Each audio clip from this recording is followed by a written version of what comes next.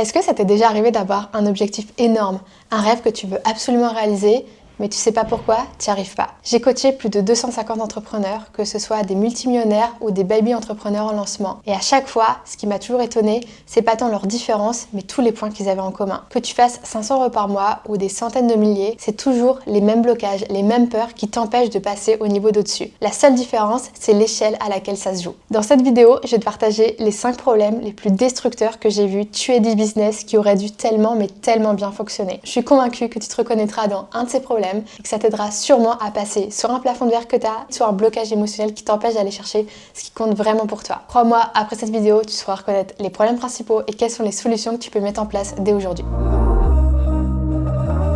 Si tu ne me connais pas, moi c'est Morgane. Depuis plus de 3 ans, j'accompagne sur tous les sujets de la performance alignée. Loin de la hustle culture, ce qui m'intéresse vraiment, c'est comment est-ce qu'on fait en sorte que ton cerveau devienne l'accélérateur de tes objectifs et pas la chose qui te retient le plus et qui t'empêche de vraiment réaliser ce qui t'intéresse. J'ai d'abord envie de te parler d'argent parce que c'est un sujet, tu t'en doutes, qui revient énormément, mais qui est souvent pas traité de la bonne façon. C'est le sujet qui revient le plus parce que je pense que c'est le sujet le plus chargé émotionnellement dans le business parce qu'on a tous un passif culturel, familial avec l'argent et on en a tous hérité depuis qu'on est enfant. Et crois-moi, si ça peut te rassurer, je pense qu'en 3 ans, je n'ai pas coaché un seul entrepreneur qui n'a pas un rapport compliqué avec l'argent. Donc on est tous pareils, on passe tous par là. Donc vraiment, s'il te plaît, enlève-toi la culpabilité de te dire j'ai un problème avec l'argent, j'ai peur de manquer ou j'en veux toujours plus. On est tous déclenchés par ça. Et moi la première. Donc vraiment, si ça doit te bloquer, sache que tu n'es absolument pas le seul ou la seule. Il y a principalement 2 profils. Le premier profil, c'est celui qui va se sous-payer, celui qui n'ose pas vendre, celui qui n'ose pas imposer ses tarifs. Et pourquoi est-ce qu'il n'ose pas imposer ses tarifs et vraiment vendre beaucoup plus cher parce qu'il a un niveau de dingue, une ambition de dingue? C'est souvent par rapport à l'estime de soi et au mérite. Ça va être, non mais déjà, si je vis de mon activité, si je gagne ma vie, c'est déjà pas mal. Est-ce que vraiment je mérite d'avoir plus d'argent? Est-ce que je mérite ce changement de vie? Donc c'est vraiment le mérite qui va conditionner la valeur que tu vas mettre à tes tarifs. Et le problème dans tout ça, c'est que tu vas auto-saboter directement ta réussite, tu vas surdélivrer en continu, tu vas te mettre une charge mentale de dingue. Et ça te tue, ça t'éteint, ça te vide de toute ton énergie parce que tu es toujours dans comment je peux faire plus, comment je peux faire plus, comment je peux faire plus. Un pattern que j'ai vu se répéter des centaines de fois, le rapport et la loyauté à la mère. Ça va être beaucoup de profils pour qui la mère, elle a été extrêmement présente dans leur éducation. C'est peut-être sacrifié pour qu'ils mangent à leur faim, qu'ils aient assez d'argent. Et par loyauté, ils vont pas oser la dépasser au niveau social, gagner plus d'argent, générer plus. Il y a toujours un sentiment de est-ce que vraiment je mérite de faire plus qu'elle? Ça, c'est partie des angles morts qu'on a tous, donc je t'invite juste à les creuser très profondément et voir si ça résonne. Si ça résonne pas, il y a d'autres solutions et j'en parlerai dans d'autres vidéos. Le deuxième pattern que je vois le plus, c'est tout l'opposé. Ça va être la personne qui est obsédée par générer plus d'argent. Un coup, c'est 5 000 € par mois, plus 10 000, plus 100 000, puis 1 million, c'est possible. En fait, la personne en veut absolument toujours plus et c'est jamais assez. Et pourquoi c'est jamais assez? C'est jamais assez parce que dans ces cas-là, ce que tu recherches, c'est pas plus d'argent. C'est l'émotion que tu penses que cet argent va t'apporter. Et là, une nouvelle fois, il y a un autre pattern que j'ai beaucoup vu, c'est pas le rapport à la mère, c'est cette fois le rapport au père. Alors je vais dire des hommes, mais c'est vraiment pas pour généraliser parce qu'il y a énormément de femmes pour qui c'est la même chose, mais juste on va faire simple dans cette vidéo. Ça va être des hommes qui se sont beaucoup vus en compétition envers leur père, ou en tout cas n'ont jamais réussi à se dire mon père il est assez fier de moi, n'ont jamais sorti la tape sur l'épaule, la fierté dans les yeux. Vraiment, tous ces hommes qui se sont dit qu'est-ce qu'il faut que je fasse pour que enfin mon père me dise que c'est bien ce que je fais. Et donc l'argent est le premier vecteur de validation sociale. Donc retiens bien une chose, si tu cherches à avoir plus d'argent, c'est jamais l'argent que tu cherches, c'est toujours l'émotion derrière. Donc aujourd'hui, pose-toi la question. Après quoi est-ce que tu cours et pourquoi est-ce que tu cours derrière ça? Parce que je t'assure que tu seras jamais plus heureux si tu en veux plus. Par contre, si tu viens creuser à la racine, si tu viens creuser ce qui te fait mal, si tu viens creuser le manque, le vide qui est en toi, ce qui n'est pas comblé, encore une fois, est-ce que c'est la fierté de quelqu'un que tu cherches? Est-ce que c'est la reconnaissance? Est-ce que c'est un statut? Ou est-ce que c'est tout simplement te dire j'ai tellement manqué quand j'étais enfant. La petite fille en moi ou le petit garçon en moi, il avait tellement peur de ne pas pouvoir partir en vacances avec ses copains, de devoir regarder ton compte en banque tout le temps quand tu voulais prendre un verre avec tes copines le soir. Peu importe ce que tu faisais, cette peur que tu avais en toi, ce petit enfant en toi, il veut être sécurisé. Et c'est peut-être pour lui que tu fais tout ça. Mais sache que tant que tu ne conscientises pas pourquoi est-ce que tu cours après l'argent, tu seras toujours malheureux. Donc s'il te plaît, si tu veux arrêter d'avoir ce vide, cherche à plus d'argent, mais bien guérir le pourquoi et la racine du problème. Donc maintenant qu'on a parlé d'argent, est-ce qu'on peut enfin parler de performance? Tout ce qui est croyance héritée de la hustle culture est aujourd'hui ce qui te tue et ce qui tue la plupart des entrepreneurs que j'ai accompagnées. Les symptômes les plus récurrents que j'ai vus, c'est l'entrepreneur qui performe dans absolument tout et qui ne s'autorise jamais à ralentir. Que ce soit dans le sport, alors en général il y a 6 entraînements par semaine et potentiellement préparation d'un Ironman, d'un marathon, d'un Irox, peu importe, mais il faut toujours plus. C'est ceux qui vont performer dans leurs vacances, dans leurs week-ends. On est toujours dans comment est-ce que j'optimise, comment est-ce que je fais mieux. Et quand ils arrivent en session, la première chose que je leur demande c'est « Et toi, comment tu vas ?» Et dans ces moments-là, c'est quasiment toujours la même chose. C'est les larmes qui commencent à arriver et les « j'en sais rien ». Je suis tellement déconnectée de ce que je ressens que je ne sais même plus si je vais bien. Je ne sais plus pourquoi je fais ce que je fais. Je suis juste bloquée dans une prison que j'ai moi-même créée. Ces entrepreneurs qui vont se lever le matin, qui vont ouvrir leur ordinateur et qui vont se dire « Pourquoi est-ce que je fais tout ça ? Ça fait plus de sens, ça résonne plus, je me sens mal, j'ai la boule au ventre. Mais maintenant que j'ai créé ce statut, maintenant qu'on me connaît comme celui qui, maintenant que j'ai généré autant d'argent, comment est-ce que je fais pour arrêter ?» Et comme c'est ce qu'on attend toujours de lui, la boucle, elle continue, elle continue, elle continue. Et jusqu'au jour où le business, certes, il tourne même très bien. Mais toi, dans tout ça, où est-ce que t'es ? Ton bonheur à toi, où est-ce qu'il est ? Et derrière ce méga besoin de performer, il y a quasiment toujours un besoin de prouver.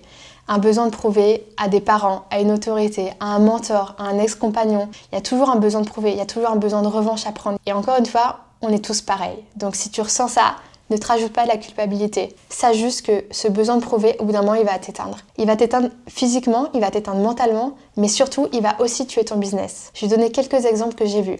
Le besoin de prouver, c'est ce qui va pousser des entrepreneurs à prendre les bureaux les plus stylés dans Paris, parce que, attends, ça fait quand même vachement bien. Ou alors qui va pousser un entrepreneur à recruter son premier CDI, alors qu'il pourrait travailler avec des freelances, mais non, mais avoir le premier CDI, c'est quand même très stylé, ça prouve comment l'entreprise elle marche. Ou ceux qui vont mettre de l'argent en RP, alors que ce budget devrait carrément être mis ailleurs, mais juste ça fait bien. Ça fait bien d'être en couverture de magazine. Mais sache que ton besoin de prouver, ton besoin de performance à outrance, il tue ta santé mentale, ta santé physique et ton business. Et surtout, encore une fois, c'est comme avec l'argent. Ce que tu veux, c'est pas l'objectif, c'est pas cocher la case, c'est pas atteindre X millions d'euros, c'est pas atteindre X millions d'abonnés, peu importe, c'est pas l'objectif que tu veux. C'est l'émotion que tu penses que cet objectif va t'apporter. C'est l'émotion que tu penses ressentir quand tu vas pouvoir dire devant telle personne « j'ai fait ça ». Ou quand tu vas pouvoir arriver dans un espace et te dire « ici, je suis à ma place, dans cette communauté, je suis à ma place ». Donc ce que je te conseille de faire, c'est demande-toi quel est, au fond de toi, ce qui drive cet objectif. Qu'est-ce que tu veux vraiment ? Et crois-moi, ce sera beaucoup plus simple de l'atteindre autrement que par toujours plus. Le premier sujet qui me tient à cœur, c'est de parler de l'identité verrouillée ou bien ce que j'appelle le thermostat interne. Et ton identité, c'est toute l'histoire que tu te racontes autour de qui tu penses être ou qui tu penses que tu dois être. Que ce soit le narratif que tu entretiens, tes pensées, tes croyances. Et tout ça, ça devient ta prison mentale, ce qui t'empêche d'évoluer. Donc que ce soit des phrases que tu peux te répéter comme « Non mais moi je suis un excellent numéro 2, je suis pas fait pour manager ». Ou alors « Ma place c'est de travailler dans l'ombre, je suis pas faite pour prendre la lumière ». Ou encore « J'ai grandi dans le manque d'argent, de toute façon j'appartiens pas aux gens qui réussissent ». Le problème, c'est que ton entreprise va te demander de devenir une autre personne, une autre identité, un autre schéma de croyance. Tant que tu n'es pas capable d'être la personne qui est à la tête du projet que tu veux mettre en place, ta croissance sera verrouillée par ce changement identitaire que tu n'es pas prêt à mettre en place. Et c'est là que j'ai bien parlé de thermostat interne. Parce qu'un thermostat, une fois que tu l'as réglé, s'il fait plus chaud ou plus froid, il va lui-même se réguler. Pour ton identité, c'est la même chose. À chaque fois que tu vas dépasser ou être en dessous, soit tu vas vivre de l'auto-sabotage, soit de l'anxiété, mais tout ton cerveau, tout ton corps va te forcer à redevenir à ton état par défaut, à qui tu penses que tu dois être. Un des exemples les plus courants que j'ai vu, c'est des entrepreneurs qui vont refuser des opportunités qui ne correspondent pas à ce qu'ils pensent être. Typiquement, une entrepreneuse qui aurait dû faire une conférence pour mettre en avant son entreprise, mais qui l'a refusée en cohérence avec un « Non mais moi je suis pas à l'aise à parler en public, non mais moi je sais pas prendre la parole, non mais je sais pas tenir un micro, je sais pas tenir la scène ». Tu vois, toutes ces opportunités que tu vas refuser, qui sont bonnes pour ton business, qui sont ce que ton business a vraiment besoin, tu vas les refuser en cohérence avec qui tu dois être. Donc ça veut dire que tu n'es plus en train de prendre des décisions qui sont les plus stratégiques pour ton business, tu es bloqué par des décisions qui correspondent à l'identité et à l'image que tu as de toi. Un autre exemple que je vois beaucoup, c'est sur tous les profils qui ont d'abord été freelance et après qui ont monté une entreprise. C'est tout le narratif de « non mais moi je vaux tant à l'heure, moi mon TJM il est de temps, je peux pas facturer autrement ». Tant que inconsciemment tu t'associes encore à un freelance, un consultant qui vend à l'heure, qui vend à la journée, tu n'augmenteras jamais tes tarifs. Parce que tu as continué d'associer ton temps à ta valeur. Sauf qu'aujourd'hui, peut-être que ce que tu dois vendre ne dépend plus de ton temps, mais dépend vraiment de la valeur de ce que tu apportes, de la transformation, de à quel point ce que tu as créé est utile dans la vie des gens. Donc tu vois bien que dans ces deux exemples, ton identité est un frein aux décisions business, aux décisions qui sont utiles pour ta croissance, aux décisions qui vont vraiment te permettre d'évoluer, de pas s'espailler, d'augmenter ton chiffre d'affaires, d'aller chercher les bons clients. Derrière chaque identité que tu vas garder, il y a une loyauté. Il y a une loyauté inconsciente à ton environnement, d'où tu viens, tes parents, une loyauté envers qui tu penses que tu dois être et qui la société continue de te dire d'être. Le quatrième point que je veux te partager, c'est tout ce qui va correspondre aux loyautés invisibles. Les loyautés, c'est tout ce que tu as signé de manière totalement inconsciente avec ta famille, ton milieu social, d'où tu viens ou même l'identité que tu étais il y a quelques années. C'est des règles induites dont tu ne te rends pas vraiment compte mais qui vont vraiment t'empêcher de passer à l'action. C'est tout ce qui va être « Non mais moi dans ma famille, on n'a jamais gagné d'argent donc appartenir aux gens qui gagnent de l'argent, c'est pas vraiment pour moi et du coup t'arrives pas à prendre ta place. » Ou juste « Mes parents, ils ont tout sacrifié, ils ont jamais été heureux. Donc si moi déjà je suis heureux dans mon job, c'est déjà trop bien. Pourquoi est-ce que j'irais gagner plus d'argent ?» En fait, c'est que des règles que tu as absorbées, des croyances que tu as absorbées par rapport à un héritage. Un héritage, encore une fois, culturel, familial, peu importe, il y a 1 milliard de solutions derrière. Et encore une fois, j'en ferai une vidéo à part entière parce que quand je vois les désastres que ça crée, j'ai vraiment envie que plus de personnes comprennent tout ce qui se passe derrière. Mais ce qui est sûr, c'est que tu as grandi là-dedans, tu as absorbé tout ça. Et aujourd'hui, c'est ce qui dirige une grande partie de ton business sans que tu t'en rendes compte. Alors comment est-ce que ça se manifeste concrètement ? Un des meilleurs exemples que je peux te donner, c'est celui d'un de mes coachés qui a monté une grande entreprise, qui avait plus d'une vingtaine de salariés, mais qui dans le fond rêvait d'être solopreneur, de vivre dans un autre pays et juste de diriger un petit business basé seulement sur lui. Mais pourquoi est-ce qu'il ne le fait pas ? Parce que dans sa vision familiale, c'est pas la réussite. Il a 2 parents entrepreneurs qui ont monté des très grosses boîtes et pour lui être juste solopreneur, c'est presque une honte. C'est pas valorisé et il n'y arrive pas. Ça fait partie des loyautés invisibles, de ce qui nous dirige, de ce qui nous empêche de faire vraiment ce qu'on veut. Sauf que si toi aujourd'hui, ce que tu rêves, c'est pas avoir un énorme business, mais être solopreneur et que tu seras plus épanoui, sache que c'est la bonne direction à prendre. Parce que tu peux pas continuer de tenir des années et des années à faire quelque chose que tu n'as pas envie de faire. Ou à l'inverse, ça va être une femme qui a une ambition de dingue, qui pourrait réaliser de très grands projets, qui pourrait avoir énormément d'impact, mais elle vient d'un milieu défavorisé et elle n'arrête pas de se dire « Non mais moi, dans ma famille, juste être heureux, ça suffit, on n'a pas besoin de plus. » Et donc elle va auto-saboter toutes les parutions qu'elle pourrait avoir, toutes les opportunités qu'elle pourrait avoir, toutes les fois où elle a quelqu'un d'extrêmement connu, ou en tout cas qui a de l'impact, qui veut travailler avec elle, mais elle dit « Non, cet environnement, il n'est pas pour moi, je reste petite. » Tout ce qu'elle fait, elle l'auto-sabote par peur de changer de classe sociale. Et ce que tu fais, c'est que tu vas toujours rester à un niveau qui menace personne. Mais la première personne que tu détruis, c'est toi. C'est toi parce qu'un matin, tu vas te réveiller la boule au ventre et tu vas te dire « Mais pourquoi est-ce que je fais tout ce que je fais ? Est-ce que vraiment ça a du sens pour moi ?» Et je t'assure que ce jour-là, tu auras juste envie de prendre un virage et tu le prendras parce que ça deviendra viscéralement important. Donc attends pas que ce moment arrive, juste dès maintenant, fais ce que tu as vraiment profondément envie de faire. Et encore une fois, si ce sujet t'intéresse, j'en ferai une vidéo à part entière parce qu'il y a énormément de manières de t'aider sur ce sujet. Et le dernier point, le plus important, c'est d'avoir un business aligné avec ce que tu veux vraiment. Aujourd'hui, tous les entrepreneurs que je vois arriver en session qui sont totalement éteints, c'est pour quasiment tout le temps la même chose. C'est des entrepreneurs qui ont déjà monté des grosses entreprises, qui ont eu des gros succès, qui ont peut-être eu de l'impact, qui ont eu quelque chose qui, dans le fond, au début, ça faisait vraiment sens pour eux. Mais aujourd'hui, ils ont évolué. Et comme tout être humain, quand tu évolues, tu n'aimes plus les mêmes choses. Alors quand je leur demande « Est-ce que tu fais ce que tu fais parce que ça te plaît ou parce que c'est ce qu'on attend de toi ?» La réponse est toujours « Parce que c'est ce qu'on attend de moi ». Quand je demande « Est-ce que le produit que tu as créé, il te plaît vraiment ou tu l'as créé juste parce qu'il correspond à un produit qui peut se vendre ?» La réponse est toujours « Parce qu'il correspond à un produit qui peut se vendre ». Mais il y a un moment où tu vas te rendre compte que chercher à faire le plus d'euros, chercher à avoir le plus d'impact, il y a un moment ça sonnera plus juste.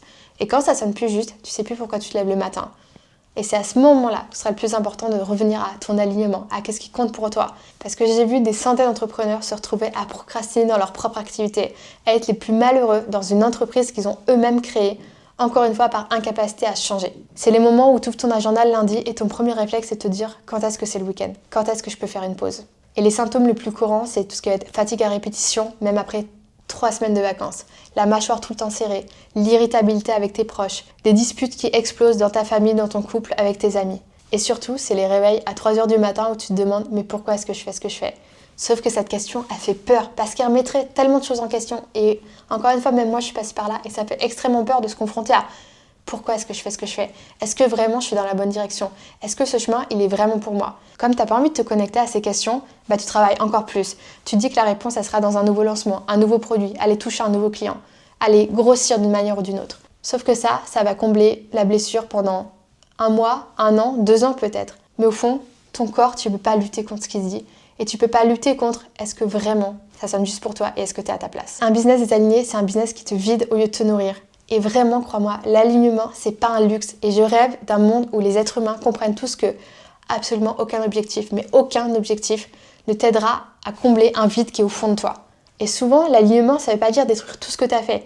il se trouve dans un 20% de changement. Est-ce que ce client il me plaît vraiment? Est-ce que ce produit il me plaît vraiment? Cette personne que j'ai recrutée il y a 6 mois, est-ce que j'ai toujours envie de travailler avec elle? Parfois je t'assure que c'est 20% de changement qui changeront 80% de tes résultats. Tout simplement parce que tu arrêtes de mettre de l'énergie encore et encore au mauvais endroit. Et toute cette énergie que tu mets au mauvais endroit qui te draine, tu peux la mettre au bon endroit. Et c'est pour ça que je te partageais au tout début que j'ai des clients qui passent de 100 000 euros par an à des fois un demi-million juste en réalignant quelques petits sujets.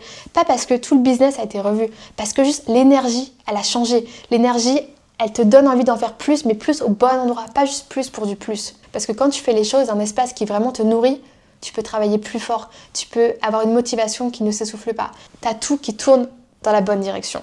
Et ça, je t'assure que les résultats, ils parlent d'eux-mêmes. Tout ce que je viens de te partager, c'est des centaines d'heures de coaching, des déclics, des prises de conscience, des larmes, des compréhensions. C'est des choses qui aident réellement des êtres humains. Et toi, je sais que ça t'aidera à passer d'un « je me sens vide dans mon business, mon corps me parle, ma tête me parle, mes peurs me parlent, comment est-ce que je passe au niveau suivant ?» Et tous ces sujets seront développés en détail dans des prochaines vidéos. Mais ce que je veux vraiment que tu retiennes, c'est que ton business sera toujours à la hauteur de ton état d'esprit, de ce qui se passe dans ta tête. Pas au-dessus, pas en dessous, à la hauteur de ton état d'esprit. Donc si aujourd'hui il y a quelque chose qui bloque, sache que la réponse, elle se passe toujours dans ta tête. Et la bonne nouvelle, c'est que tout ça, ça se travaille. C'est juste un programme que tu as répété. Et comme tous les programmes, il peut se réécrire. Et c'est ce qu'on va apprendre sur cette chaîne, sur les prochaines vidéos. Et c'est ce que je peux également t'aider en individuel si jamais tu en as besoin. Dis-moi quel pattern t'as le plus parlé, dis-moi dans quoi est-ce que tu t'es le plus reconnu. Et si tu as besoin, tu sais où me trouver.